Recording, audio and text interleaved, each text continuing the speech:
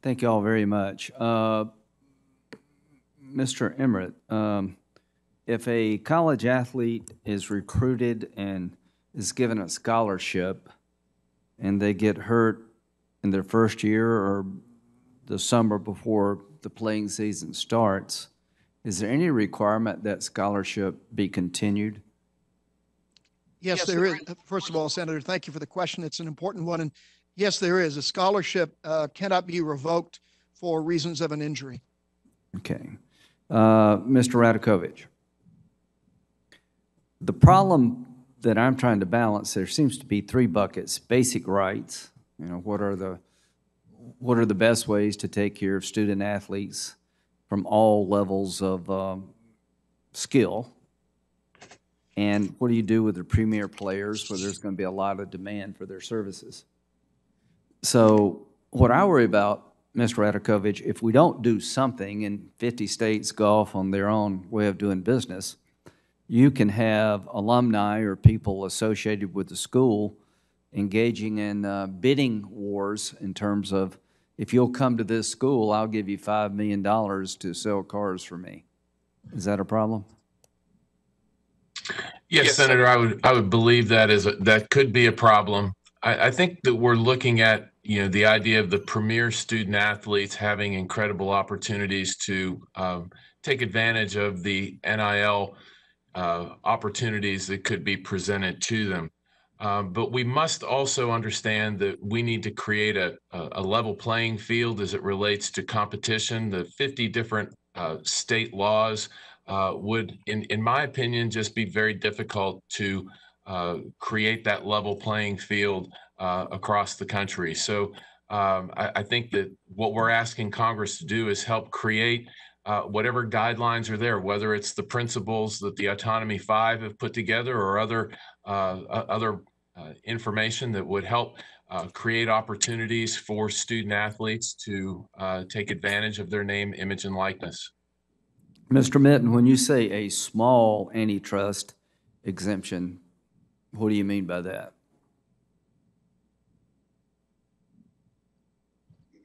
The NCAA, its member schools, and conferences would not be subject to antitrust liability for essentially any enforcement efforts regarding the scope of the name, image, and likeness rules that Congress chooses to enact. That's what's particularly important here, is if antitrust is still out there and can be used as a weapon. So the relief would be in the statute? Yes, it would. That's where the appropriate place for it would be. Mr. Reister, from your point of view, how do you deal with the problem of the premier athlete? Every major school in the country wants this young man or young woman to play a particular sport. How do you make sure that the name, image, licensing concept can't be abused to create a bidding war that would really, I think, destroy college athletics as we know it? Well, thanks for that question. The initial problem is that that's already going on.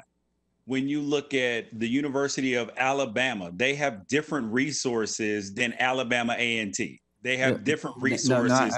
I got that. I mean, like Senator Blumenthal swam at Harvard. I don't know what the demand for his services were, but I'm sure he was a great student and a good swimmer. Corey was a outstanding high school athlete who had choices. Trust me, I'm in the heart and soul of football country. I live in South Carolina. I live 5 miles from Clemson. I went to the University of South Carolina. People are nuts about this stuff. And you're going to unleash holy hell on young college athletes and the system if you don't have some way to control people willing to buy a player to come to a school. Now, there'll be a difference between the University of South Carolina and other schools, but how do we deal with that? Because I don't want that to happen.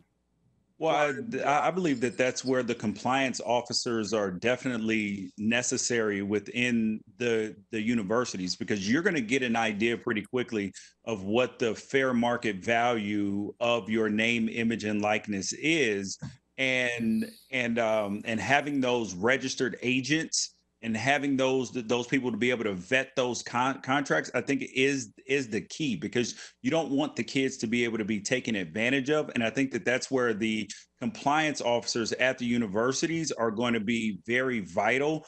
And also having a governing body that can review some of these things to ensure that there are protections around the universities and around athletes. And we've seen in our country, though, that the fair market value of these things will eventually and in a quick way correct itself. Yeah. Because you may have someone who tries to, circumvent the rules, but there's no guarantee of success for a collegiate athlete just because he is a premier player or a 5-star athlete. No. Sometimes your 3-star athlete becomes the best player on the team. Yeah. So, but my question is a little more, we've got to have some system where you just cannot allow, rabid alumni to be able to just throw money at a particular athlete to get them to go to one school versus another.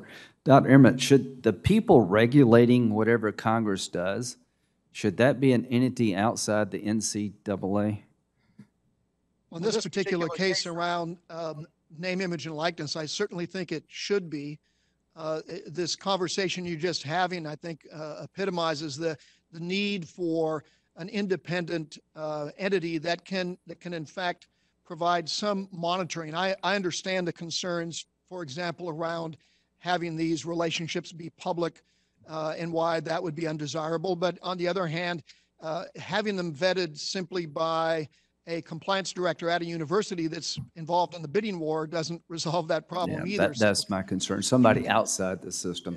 Having somebody outside the system would make great sense, and that's what we've been advocating. Yeah, Senator Blumenthal.